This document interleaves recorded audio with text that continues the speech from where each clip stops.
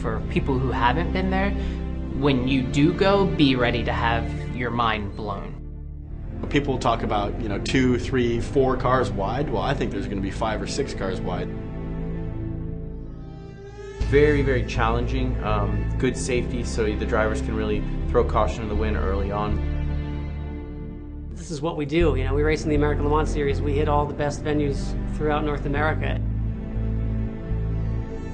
I think there's a lot of excitement that goes to going to a new circuit, especially one that's like the Circuit of the Americas. So to go there in an ALMS car for this first time will be unbelievable. I mean, the track was built for cars with higher downforce, fast speeds, and I think that the ALMS cars will suit that very, very well.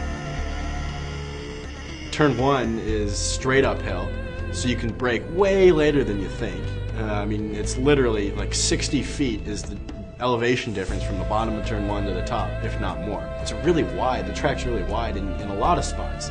But that's going to make the American Le Mans race at COTA very interesting, because you're going to have, people talk about, 2, 3, 4 cars wide. Well, I think there's going to be 5 or 6 cars wide. So it's going to be pretty interesting. And it turns really tight and tightens up, so they're going to have to get it figured out before turn 1.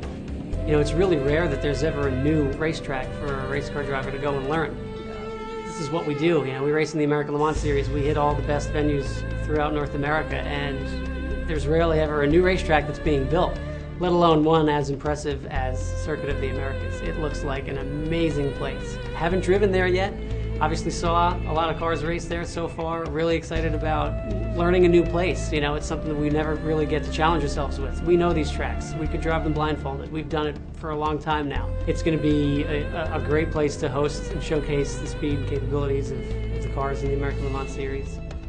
Austin should be a challenge for us with the Porsche, but I think as a series and as a race, it's going to be a great fit. I sort of see the track as a 3-part scenario. You have sort of turn 1, which you have a huge climb and a very wide entry, and then it's sort of a very tight hairpin, and then you sort of descend back down to ground level, and then you have a very, very quick flowing section, which I love, which I'll call sort of that first half of the track.